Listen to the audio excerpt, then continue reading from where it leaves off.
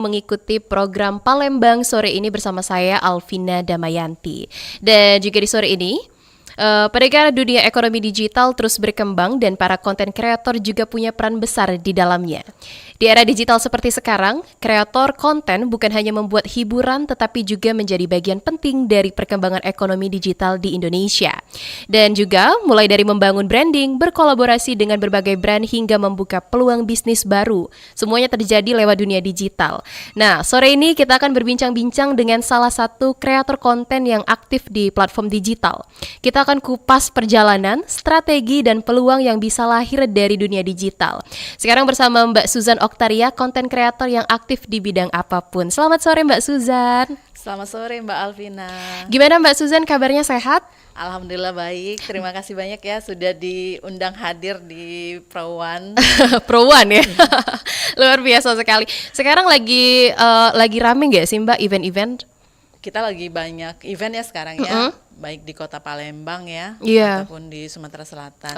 Kalau kita melihat kan event-event seperti sekarang kan di Palembang ada Pekan Seni yang digagas oleh Dewan Kesenian Palembang kayak gitu. Terus ada museum keliling kayak gitu. Dan itu berkaitan dengan kebudayaan. Betul. Mostly juga ini di bidang pariwisata dan juga kebudayaan, Mbak ya, untuk event-event sekarang. Oke, Mbak Susan, bisa nggak sih ceritain dulu sedikit awal mula bisa jadi konten kreator ini gimana? Awal mulanya sih jauh ya, kita nguliknya jauh, itu sekitar tahun 2007 aku punya blog. Aku nulis, suka nulis, sharing soal pengalaman traveling. Kan aku dulu kerjanya sebagai jurnalis ya. Jadi ketika jadi jurnalis aku nggak bisa menuliskan keinginanku tuh, tulisanku sebebas-bebasnya. Jadi aku pengen punya platform lain yang bisa menjadi tempat aku, wadah aku bercerita. Dan akhirnya buat blog, dan saat itu hip banget ya, era blog itu hidup banget saat itu. Blog, Twitter, media sosialnya kayak gitu ya. Nah, dari sanalah perjalanan ketika akhirnya era blog mulai tergerus oleh video, kan mulai dari tulisan ke video, itu mulailah berubah. Kita jadi beradaptasi ya. Dari yang tadinya kita menulis, kita juga harus meng-create tidak hanya foto tapi juga video. Dan itu benar-benar menjadi satu, ibaratnya tuh satu tantangan juga ya, satu tantangan tersendiri, tapi itu juga jadi ladang cuan. Banyak sekali teman-teman blogger itu yang akhirnya tetap eksis ya, walaupun blognya terabaikan, walaupun blognya itu jarang update kayak gitu ya, tapi dia tetap eksis di dunia digital. Iya, itu mungkin karena perubahan zaman juga Mbak ya, mungkin dari blog sekarang sudah ke media visual seperti kayaknya video ataupun foto. Dan juga apa sih yang pertama kali bikin Mbak Suzan tertarik masuk ke dunia digital ini? Awalnya memang dari jurnalistik Mbak ya? Iya, karena memang awalnya dari menulis ya, dari suka menulis kayak gitu. Dan ketika saat itu ada wadah yang tepat, menulis, ada tempat menuangkannya dalam bentuk blog kayak gitu. Dari kita blognya gratisan sampai akhirnya beli domain sendiri kayak gitu ya.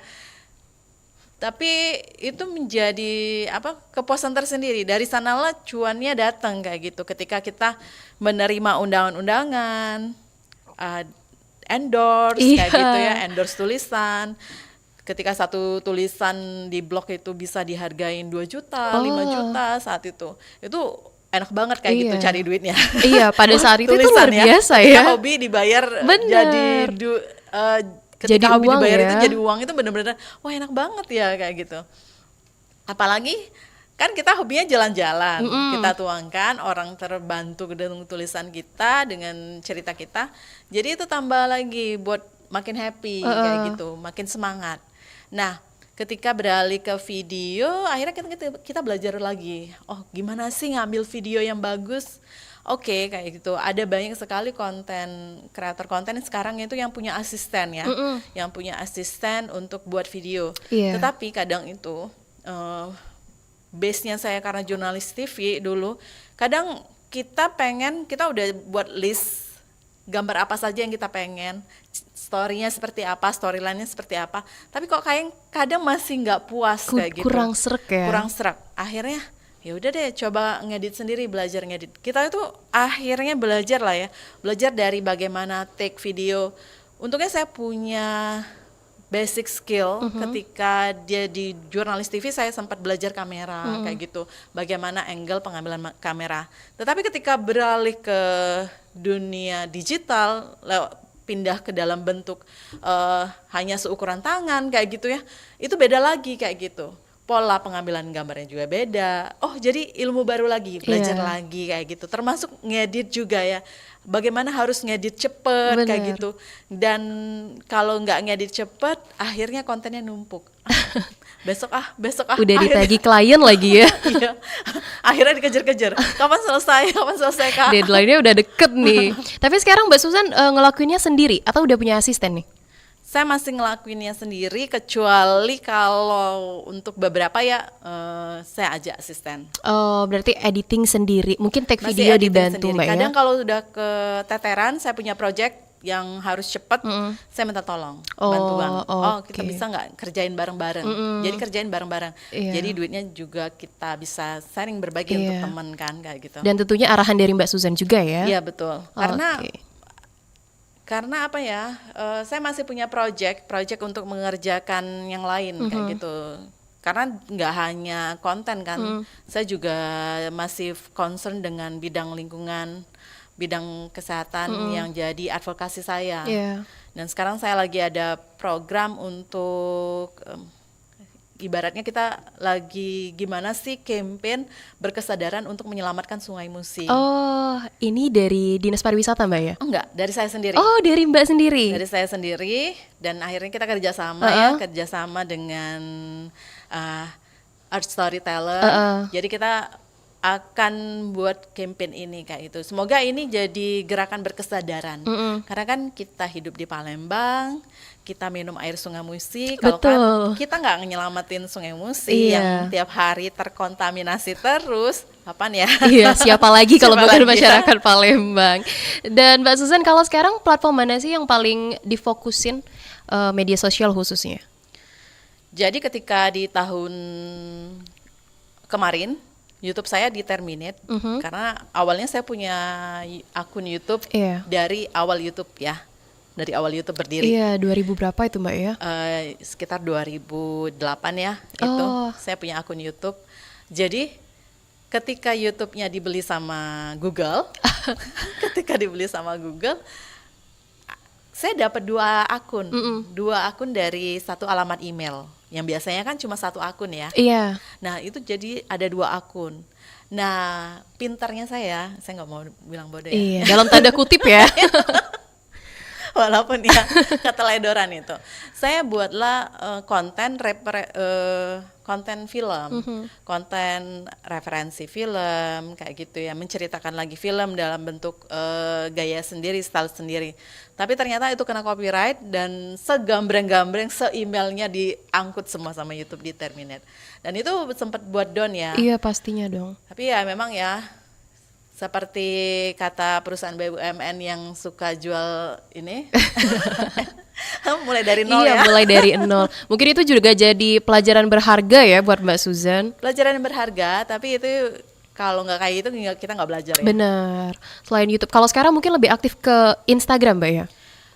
Saya lagi concern untuk membangun di platform TikTok kayak gitu. Terus juga saya punya snack video untuk konten berita. Oh, berarti sekarang lebih fokus ke Instagram, TikTok sama snack video. Dan juga gimana sih kalau misalnya Mbak Susan menentuin ide konten yang jalan sama algoritma sekarang? Kayak TikTok itu ataupun dari Instagram sendiri? Ya, memang sih kalau kita itu biasanya harus ini ya. Harus kalau kita ngikutin tren algoritma terus nggak berkesudahan. Iya. Kenapa kita nggak menciptakan tren sendiri kayak gitu? Kadang ya karena saya itu masih idealis, masih suka untuk berbagi.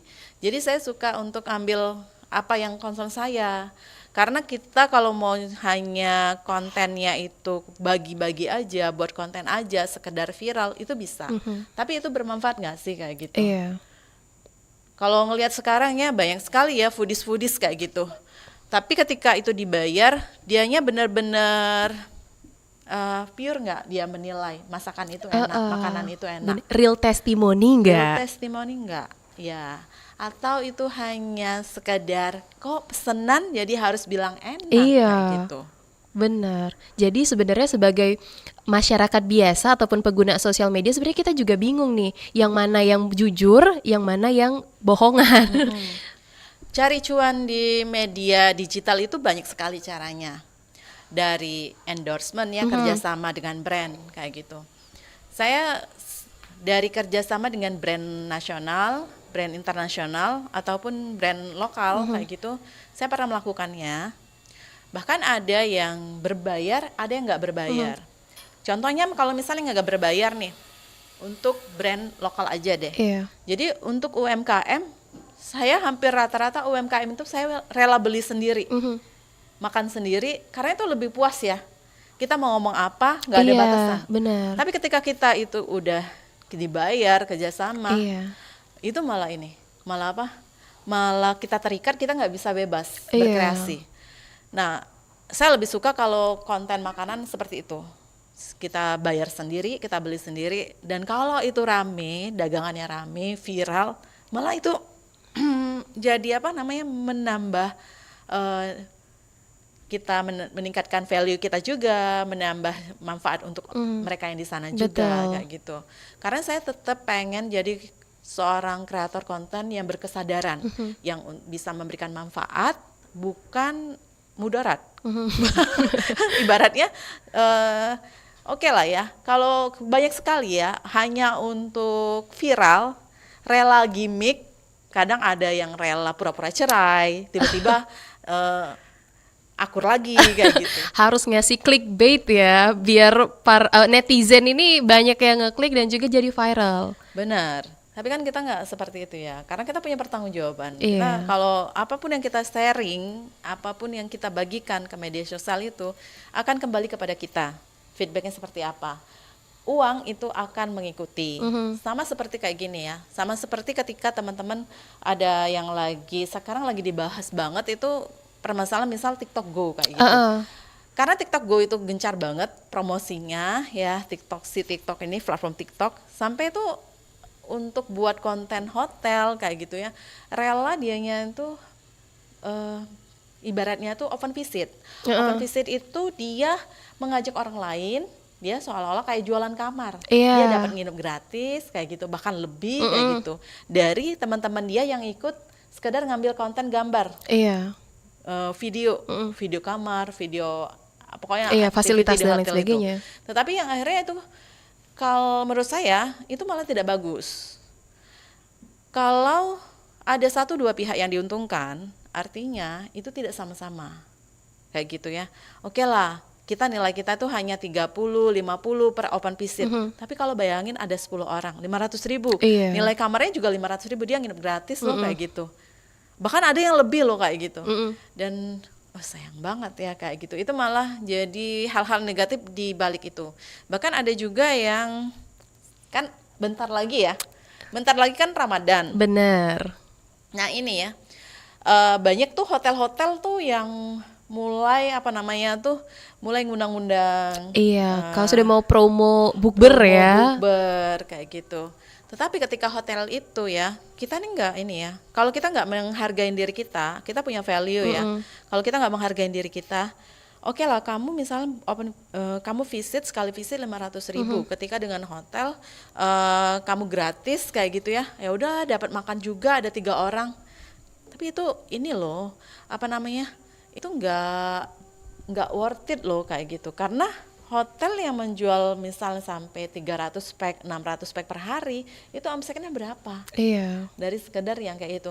Jadi aku pengen tetap menjadi seorang kreator konten yang memberikan manfaat dan menyadarkan banyak kreator konten lain yang baru bermunculan ini. Iya. Jangan hanya karena kita dapat konten nih kayak gitu. Dan dapat keuntungan. Dapat keuntungan, makan gratis, ya udah jadilah kayak itu. Ya enggak seperti itu, karena kan kita tetap pengen cari cuan kan. Bener.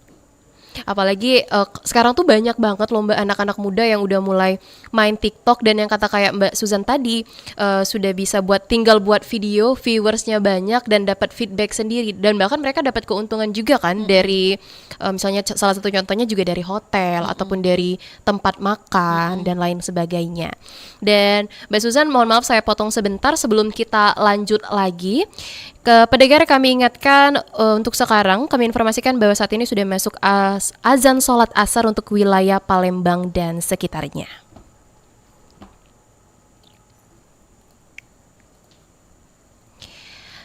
Mbak Susan, balik lagi nih. Tadi ngomongin masalah endorse. Nah, sumber penghasilan yang Mbak dapat ini sebenarnya lebih banyak dari endorse atau dari afiliasi atau dari mana nih? Dari afiliasi ada, dari endorse ada, terus ada juga dari kerjasama. Selain itu ada juga nilainya itu karena saya bisa membangun digital branding. Akhirnya saya dapat project seperti ketika kerjasama dengan Dinas Kebudayaan Pariwisata Sumatera Selatan ketika membangun Pesona Sriwijaya. Kita akhirnya bisa membuat Pesona Sriwijaya itu menjadi juara umum AFI Award tahun 2018. Kayak Luar gitu biasa ya. loh. Dan itu benar-benar jadi kayak sejarah ya, momentum kayak gitu. Dari sana juga membangun branding lain, termasuk salah satu campaigner kemarin ya di Pilkada kayak gitu. Itu berbasis dari pengalaman kita bagaimana personal branding dibangun dengan digital kayak itu. Jadi digital personal branding, nggak hanya dalam bentuk personal aja, tapi dalam bentuk perusahaan ataupun lembaga ataupun semua yang ingin kita lakukan. Jadi apa yang kita bagikan itu benar-benar bisa menjadi manfaat. Project kan seperti itu, project-project seperti itu ya. Ada juga sampai ya undangan seperti kemarin diundang ke India, Thailand kayak gitu. Oh, hebat, luar biasa loh Mbak, bisa sampai ke luar negeri ya. Dan itu ada feedbacknya ya, itu dari pihak turisme ya. Oh, dari pihak turisme ya. Kayak Kerala Tourism Thailand. Dan ini ada pertanyaan Mbak Susan dari YouTube kita di Pro 1 Palembang.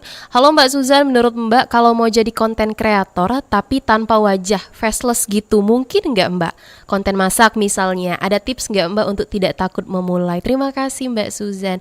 Gimana nih Mbak kalau misalnya konten kreator tanpa wajah? Oh, banyak sekali ya. Saya melihat konten kreator yang nggak pakai wajah, dia sharing hanya masakannya. Dia nggak pernah sekalipun sharing wajah dia, nggak pernah sekalipun dia menampilkan wajahnya. Kan ada ya orang-orang yang nggak berani tampil wajah. Tapi memang algoritma itu kadang berubah ya. Kayak di TikTok sendiri memang ada kecenderungan yang sekarang lagi FOMO nampilin wajah terus kayak gitu. Pokoknya harus ada wajahnya kayak gitu, menampilkan itu benar-benar konten asli seperti itu. Tapi memang ada yang tetap konsisten dengan dia tetap sharing konten masakan kayak gitu ya. Kayak Umu Balkis Haira itu dianya sharing konten masakan tapi dia nggak pernah menampilkan wajahnya. Bahkan tangannya aja ditutupin pakai sarung tangan hitam. Jadi itu benar-benar ya. Kalau saya sih feeling saya dia insya Allah dianya benar-benar yang ini ya, yang tertutup rapat, dia pakai niqab kayak gitu. Kayaknya ini sih kayak gitu. Ada juga yang konten kreator Palembang juga yang sharing masakan Palembang, dia nggak menampilkan wajahnya. Tapi malah viewersnya naik Mbak ya. Banyak kayak gitu. Mungkin mereka tertarik dari segi masakan, sama suara tuh ngebantu nggak sih Mbak? Ada yang pakai suara, ada yang nggak pakai suara. Kalau yang tadi kayak yang si Umu Balkis tadi, dia nggak pakai, benar-benar nggak pakai suara. Jadi pure hanya video aja ya? Pure video. Oke. Jadi tadi pertanyaan dari Andi Karna ini yang di YouTube Pro 1 Palembang. Kalau misalnya mau mulai jadi konten creator tapi tanpa wajah, jawabannya adalah bisa. Mulai aja dulu. Iya, dengan hashtag mulai aja dulu. Jadi jangan takut untuk memulai Mbak ya. Dan juga Mbak Susan, gimana sih cara Mbak membangun personal branding biar tetap relevan? Tadi saya sempat kepoin dikit nih Instagram dari Mbak Susan. Untuk saya yang baru pertama kali lihat Instagram Mbak Susan, satu kata yang mau saya bilang itu positif. Jadi konten-konten yang Mbak kasih itu kontennya positif dan juga bisa menginfluence para anak muda khususnya. Nah, gimana nih cara Mbak untuk membangun personal branding begitu? Jadi kembali ke diri kita. Kita mau dikenal seperti apa? Susan Octaria itu mau dikenal seperti apa? Sejak dulu dari awal saya membangun karir sebagai jurnalis, saya ingin orang mengenal saya sebagai seorang jurnalis yang baik. Jurnalis yang idealis kayak gitu ya. Begitupun ketika saya dengan konten saya ya, saya memilah-milih konten apa yang akan saya sharingkan. Karena sebelum kita sharing, sebelum kita post, lebih baik kita pikir dulu deh. Jadi, akankah lebih baik kita mundur 2 langkah untuk berpikir, ini bagus nggak kalau kita bagikan? Ini bermanfaatkah untuk banyak orang dan bermanfaatkah untuk kita kayak gitu. Nah itu sih, kalau kita pengen dikenal sebagai konten kreator yang huru hara, dan itu ada terus ya. Dia kalau nggak huru hara, kontennya sepi. Iya. Dia pasti viewersnya naik kalau viral aja. Viral dan dia lagi huru hara, heboh kayak gitu. Pokoknya konten dia yang heboh-heboh akan naik. Nah, emang kecenderungan seperti itu. Orang itu akan dikumpulkan dengan satu frekuensinya.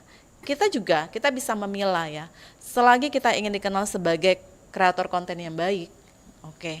Kayak sekarang saya lagi fokus untuk membangun bagaimana kita berkesadaran untuk menjaga lingkungan kayak gitu ya. Sekarang saya lagi campaign untuk jaga bumi, jaga Sungai Musi, kayak gitu, jaga Musi. Itu benar-benar kita bisa mulai dari hal yang kecil kok, dari hal yang di depan mata kita. Kalau dari hal yang di depan mata kita aja nggak kita pedulikan kayak gitu ya, kan sayang banget kayak gitu. Jadi mau dikenal seperti apa tuh kembali ke diri kita. Kamu mau dikenal baik ya kamu harus jadi orang baik dan kumpul sama orang-orang baik dan melakukan hal-hal baik. Kalau kamu pengen dikenal sebagai seorang yang huru hara, yang selalu heboh, yang selalu viral, yang selalu bikin keributan, ya seperti itulah akannya. Kamu akan dikumpulkan dengan yang rombongannya seperti itu. Sebenarnya juga kita sebagai netizen ini sebenarnya sudah bisa memilih Mbak ya, yang mana konten kreator dalam segmen misalnya yang positif, ataupun kita mau lihat yang negatif-negatif. Mereka tuh sebagai netizen sebenarnya, saya sendiri sih sebagai netizen sudah tahu nih, mana sih konten kreator yang mau saya lihat kalau misalnya kontennya traveling, mana sih konten kreator yang tentang makanan-makanan, dan mana sih konten kreator yang hobinya huru hara aja. Sebenarnya tergantung kita sebagai konten kreator mau menempatkan diri di mana Mbak ya. Betul sekali. Iya. Dan menurut Mbak Susan, yang bisa bikin Mbak sebagai konten kreator bisa dipercaya oleh brand tadi apa? Kalau kita bisa menyelesaikan pekerjaan kita dengan baik dan sesuai dengan scope of work-nya, jadi itu mereka sih akan terus teringat ya. Dan hasil dari konten yang kita buat, kalau hasilnya itu benar-benar sangat memuaskan, kalau misal dari penjualan ya, itu benar-benar sangat banyak kayak gitu, itu salah satunya bisa menambah kredibilitas. Tapi kalau saya sih lebih fokus bukan tentang berapa nilai penjualan. Saya selalu mengingatkan para klien saya, brand-brand yang kerjasama, ini bukan tentang bagaimana kita menjual, tapi bagaimana kita meningkatkan brand awareness. Orang peduli nggak sih sama apa yang kita bagikan? Orang peduli nggak dengan kata yang kita sebutkan? Kalau kata itu aja orang nggak kenal, misal satu produk nih, produk itu orang masih nggak kenal, berarti kita gagal mengenalkannya. Kalau viewers itu berpengaruh nggak Mbak? Misalnya Mbak lagi ada promo nih, salah satu produk ataupun salah satu makanan, viewers banyak atau enggaknya viewers itu juga berpengaruh? Ya, pengaruh sekali ya untuk brand ya, apalagi brand-brand nasional. Mereka akan selalu dengan ER, engagement rate kayak gitu. Terus juga mereka melihat kontennya bagus atau enggak, rame atau enggak, pasti akan seperti itu ya. Dan banyak sekali mengkategorikan dengan jumlah followers kayak gitu, yang ratusan, yang itu yang seperti itu ya. Tapi semakin kesini ya, yang agak miris sekali itu adalah ketika mereka itu semakin menganggap rendah nilai kerjasama dengan seorang kreator konten karena kreatornya udah banyak sekali Iya, sekarang. iya betul. Jadi karena sudah banyak sekali dan ada yang rela dibayar barter produk aja, Iya. jadi ya udah pilih Iya, yang barter iya. produk Benar, aja. benar. Dan itu sangat disayangkan loh. Ada brand-brand besar yang akhirnya rela cuma untuk kita barter produk aja ya Kak. Tapi kita minta ini Permintaannya banyak. Iya, mintanya banyak. Tolong dibuatkan videonya nanti 3 ya Kak. Tolong di-share juga ya Kak di story-nya. Tolong ini ya. Wah, aku bilang Ini nggak balik modal sebenarnya. benar kan? Karena kan kita itu ya, kalau kita memilih sebagai seorang kreator konten sebagai profesi kita, ini kan bisa dikatakan sebagai profesi baru ya. Artinya kamu harus menilai alat yang kamu gunakan, skill yang kamu berikan, waktu yang kamu berikan untuk berkonten. Oh, kamu terima jadi produknya dan terima jadi videonya, atau kamu buat sendiri. Kalau kamu buat sendiri, itu waktu kamu ngambil gambar, kesalahan-kesalahannya, terus misalnya kamu ngeditnya, itu nggak kamu bayar apa? Iya. Kita semuanya ada perhitungan Mbak ya. Iya, Wajib ya. Wajib ya. Fardu itu hukumnya. Bukan ini ya, bukan apa namanya, itu kita akhirnya kita bisa ini ya, membuat seseorang itu menjadi seorang kreator konten yang berkesadaran. Iya. Sadar kalau ada value di diri kita kayak Iya gitu. betul. Ya, ada kualitas juga Ada kualitas sebenarnya. juga. Oke. Dan Mbak Suzan, nanti kita ngobrol-ngobrol lagi. Kita break dulu dan pendengar, kita masih di segmen ekonomi digital. Hai guys, baju kalian produk apa? Mahal nggak? Enggak. Mana paten? Kayak aku lah. Baju branded, motor gede. Kalau makan di restoran, gaya elit lah. Alah, beli baju pakai pinjaman online, motor masih kredit, makan di restoran, tapi beras masih ngutang. Aduh say, ngapain gaya elit, tapi ekonomi sulit. Mending hidup tuh biasa aja, tapi bahagia. Ketimbang terlihat kaya, cuma di sosial media.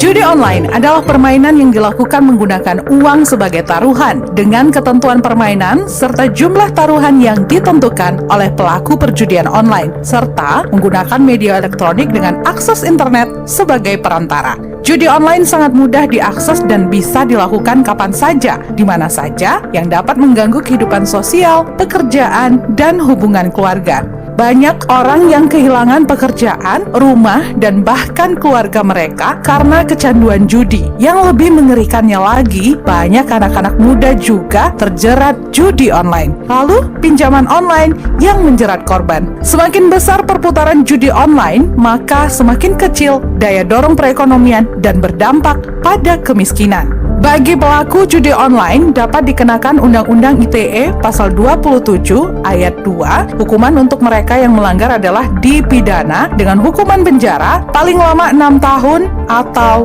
denda paling banyak 1 miliar rupiah. Untuk mengatasi masalah ini, penting bagi pemerintah dan masyarakat untuk bekerja sama. Regulasi yang ketat, pendidikan tentang bahaya judi, serta penyediaan layanan dukungan dan rehabilitasi bagi mereka yang kecanduan adalah langkah-langkah yang harus diambil. Selain itu, platform judi online harus diawasi dengan ketat untuk memastikan tidak adanya lagi masyarakat, terutama generasi muda, yang kecanduan judi online. Masih di Pro 1 RRI Palembang, kanal informasi dan inspirasi. Pendengar, masih di segmen ekonomi digital dari konten jadi cuan digital. Dan sekarang kita masih sama Mbak Suzan Oktaria, konten kreator dari Palembang. Jadi kita di segmen ini pendengar bisa langsung tanya di line telepon kami 0711369977 atau bisa langsung ke YouTube channel kami di Pro 1 RRI Palembang. Nah, Mbak Suzan, mungkin kita ngobrol lagi nih Mbak Suzan. Mbak Suzan, untuk sekarang apa tantangan terbesar jadi kreator di era ekonomi digital? Ya, karena sekarang sudah banyak sekali kreator kontennya, jumlahnya bertambah banyak, akhirnya jadi orang kan brand-brand itu menilai, udah deh pilih yang ini aja, yang bisa dibayar gratis aja, yang dipakai gratis atau yang dibayar barter kayak gitu. Nah, seperti itu sih tantangannya. Akhirnya kalau saya sendiri lebih memilih untuk tetap dengan pilihan saya untuk menjadi seorang kreator konten yang memberikan manfaat kayak gitu. Dan itu sih kayak itu. Kalau misalnya kita hanya pedomannya oh memang sih kita cari cuan ya di sini ya kayak gitu. Tetapi kita harus tetap memberikan manfaat, edukasi, berbagi, sharing. Gimana sih menjadi seorang kreator konten yang baik kayak gitu.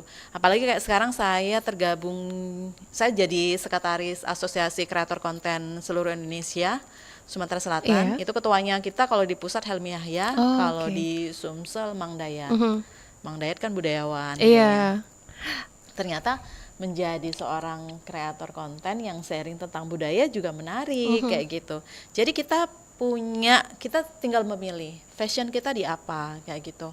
Kalau kita senang dengan fashion, dengan kain, dengan busana kayak gitu, ya nggak apa-apa, kamu bisa jadi fashion kreator kayak gitu.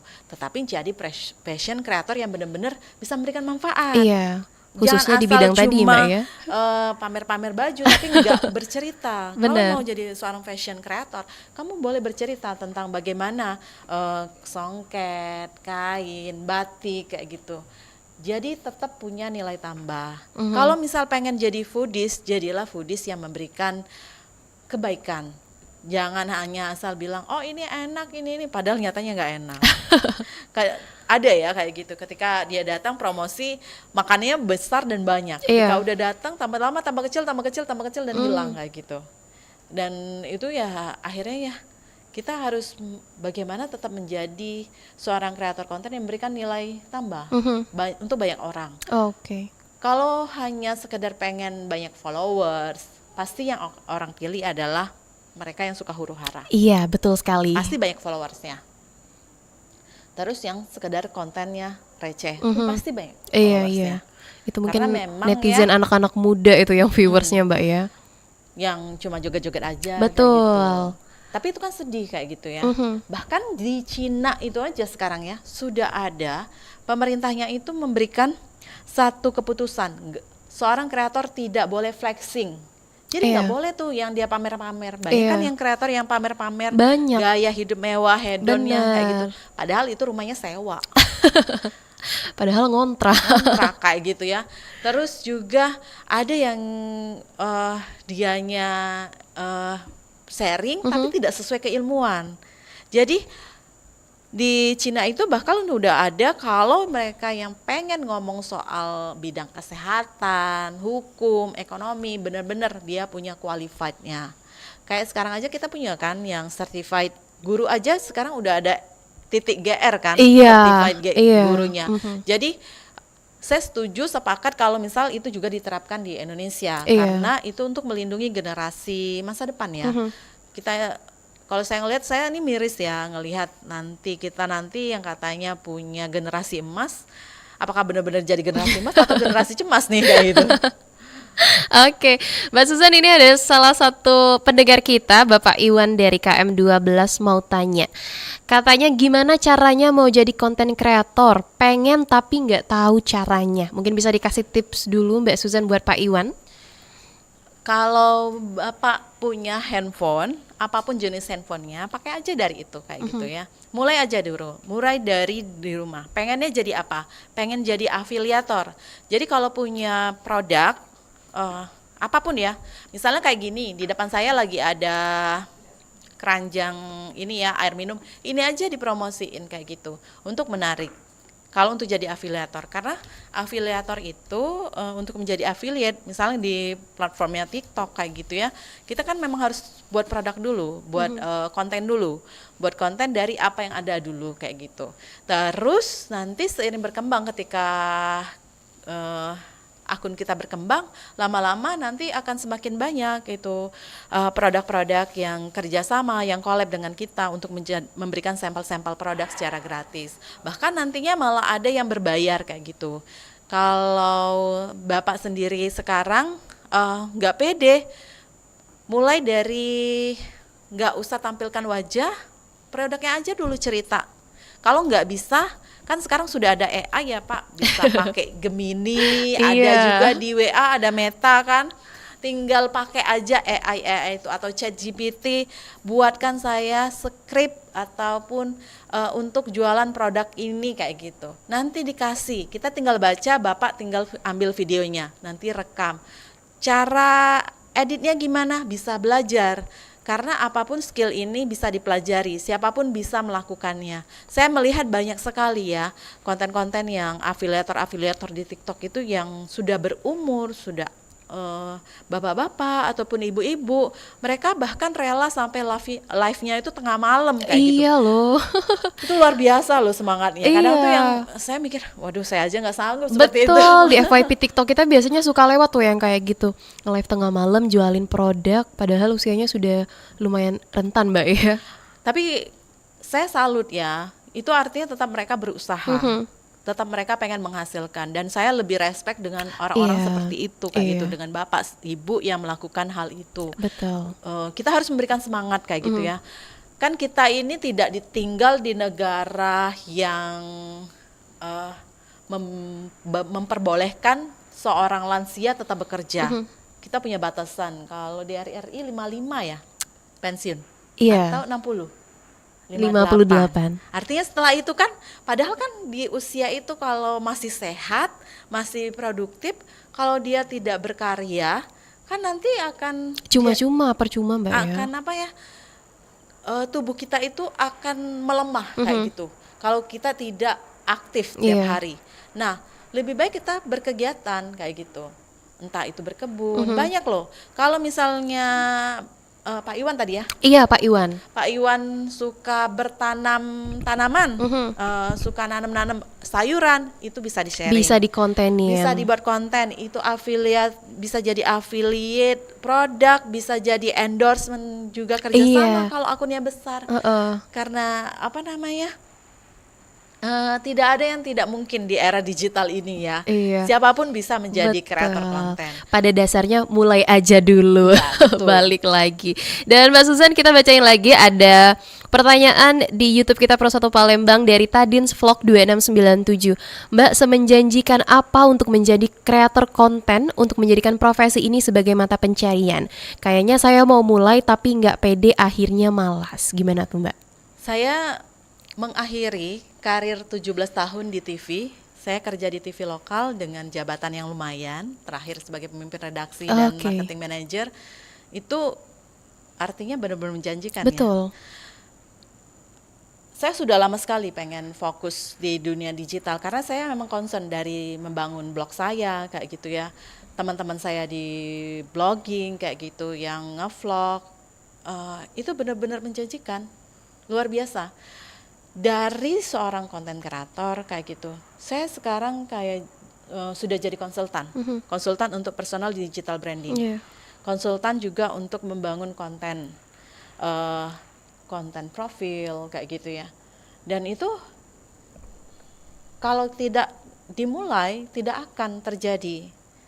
Mulai aja dulu, mulai dari hal kecil. Nggak ada sebesar-besarnya, kita ambil contoh Ricis aja, dia mulai dari 0 followernya. Iya. Mulai Fuji dari itu review-review. juga mulainya dari 0, titik baliknya ada. Setiap orang pasti ada titik Iya. baliknya. Kita percaya aja, apalagi untuk yang teman-teman muslim ya. Karena kalau kita melakukan hal kebaikan, banyak hal baik juga nanti akan kembali ke kita. Iya, betul. Kita pengennya seperti apa sih? Kalau saya sekarang sih lebih pengennya yang berdampak ya. Yang memberikan manfaat untuk banyak orang. Saya nggak lagi kejar-kejar followers, bahkan kemarin saya hapus follower saya karena saya bangun Instagram aja dari 2000 berapa ya? 16 ya. Oh, Dari sudah 2016. hampir 10 tahun Mbak ya berarti. Saya hapus follower itu ketika Instagram punya tinggal hapus yang follower yang nggak aktif. Saya hapus aja. Iya, iya. Biar akun saya hidup lagi. Saya nggak apa-apa mulai dari misalnya ketika dihapus itu hanya cuma 12.000 atau 13.000 tinggal. Yang tadinya 25.000 kayak gitu. Aku pikir nggak apa-apa kayak gitu. Kita mulai lagi, justru itu akan lebih attach ke follower kita. Konten yang kita bagikan akan lebih bisa dibagikan. Karena kan kita pengen konten kita lewat kan di timeline, Iya. di FYP kayak gitu Iya. ya. Kalau kita nggak ngapain sih beli-beli follower kayak gitu. Udahlah kayak gitu. Pokoknya mulai aja dulu karena jumlah follower itu akan mengikuti. Kalau orang suka dengan konten yang kita bagikan, itu mereka akan bertambah sendiri. Betul sekali. Dan juga ini ada pertanyaan lain Mbak Susan dari YouTube kita dari Ejoker2406. Mbak Susan, kalau menurut Mbak, konten kreator yang paling menghasilkan cuan tentang apa, tema apa aja? Spesifik Mbak. Spesifik ya. Sebenarnya bukan ini ya, bukan kita pengen, oh sekarang kayaknya lagi trennya yang traveling, oh lagi pengen traveling atau foodies. Yang sekarang lagi tren banget itu foodies ya. Jadi pokoknya semua orang share konten foodies kayak gitu. Sampai yang traveling aja kontennya share-nya foodies kayak gitu. Iya. Tapi kalau kita cuma sekedar ikut-ikutan aja, ikut-ikutan tren, ya nggak akan menghasilkan juga, nggak akan terlalu berdampak kayak gitu. Tetap ada value nggak kita? Ada nilainya nggak kita? Kita mau ambil contoh seperti apa? Beda-beda ya pola algoritma satu media sosial. Antara Instagram, YouTube, ataupun TikTok itu beda-beda pola permainannya. Termasuk di FB ya, Facebook Pro itu. Facebook Pro itu gaya bahasanya beda sama Instagram, beda sama TikTok kayak gitu. Facebook Pro itu rata-rata kebanyakan emak-emak ya. Betul. Rata-rata emak-emak Iya, ya. cara penulisannya memang sangat-sangat berbeda dengan caption yang ada di Instagram, Mbak ya. Iya, betul kayak gitu ya. Dan orang juga kayak gini. Misal kamu selama ini dikenal sebagai konten suka bagikan foto. Tiba-tiba kamu bagian video, pasti kan video kamu nggak akan terlalu banyak dilihat. Sama seperti ketika saya di awal-awal, saya tuh kan baginya kan bagi foto kan. Iya. Ketika eranya belum ada video. Ketika sudah ada video ya bergulir kayak gitu. Nah, tinggal kembali, pengennya seperti apa? Mau ikut-ikutan atau ciptakan tren kayak gitu. Kalau dari ketua kita, Mang Dayat itu buat konten budaya yang orang pikir gak akan ada yang nonton budaya. Iya. Siapa sih yang mau nonton cerita budaya kayak gitu? Gen Z ataupun anak-anak zaman sekarang, Mbak ya. Palembang kayak gitu. Ngomongin pempek ini asalnya dari ini kayak gitu. Ini sungai Sekana, cerita sejarah Sekana. Ternyata dia malah dapat silver button dari itu. Kan who knows kayak gitu ya. Tidak Ada juga disangka. di era saya itu ada kayak YouTuber Suhai Salim yang malah sekarang nggak aktif lagi. Iya, dianya. tapi bagi follower setianya tetap cari Suhai Salim kalau mau lihat makeup tutorial. Iya. Jadi kembali ke kitanya kayak gitu. Kita mau eksisnya seperti apa kayak gitu. Kalau saya sendiri, saya sekarang karena pengen berdampak, saya pengen tidak hanya membagikan konten, saya pengen juga langsung action kayak gitu. Itu kenapa saya suka buat kegiatan. Itu kenapa saya akhirnya yuk ngajak sama-sama kita campaign bareng-bareng kayak gitu. Karena media sosial itu punya kekuatan yang besar. Iya. Kalau nggak dibangun dengan kesadaran, orang-orang itu kita nggak menyadarkan, menyamakan mindsetnya kayak gitu ya. Dengan kita, ya kita akan susah mencapai apa yang kita inginkan. Apalagi kalau misalnya itu suatu kebaikan ya, karena kita butuh kekuatan besar. Artinya kalau sama banyak yang sadar, artinya ayo kita ini kayak gitu. Iya. Ayo kita sama-sama selamatkan kayak gitu. Sama seperti kayak gini ya, katanya pecinta gunung, pecinta alam, pendaki gunung. Tetapi ternyata di gunung itu sampahnya banyak banget. Iya. Kamu ngomong pecinta alam, tapi kamu kok merusak alam? Kayak gitu. Itu perlu dipertanyakan sebenarnya. Dipertanyakan. Nah, kamu hanya sekedar buat konten aja ya. Konten kamu naik gunung hebat kamu kayak gitu. Kan enggak. Akhirnya kita kembali lagi ke kitanya kayak gitu. Kamu mau jadi seperti apa? Kamu mau dikenal seperti apa? Cuan itu akan mengikuti. Jadi ketika kayak misal di ini ya, apalagi kalau personal branding yang sudah kuat ya.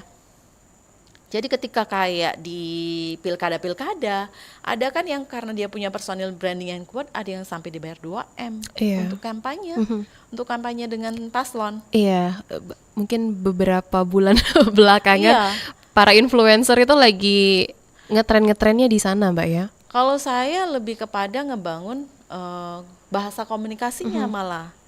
Saya lebih karena saya punya skill di sana, skill komunikasi publik, saya ajarkan mereka bagaimana komunikasi yang baik. Bahkan untuk teman-teman saya yang lagi ada case kemarin yang viral kayak gitu ya.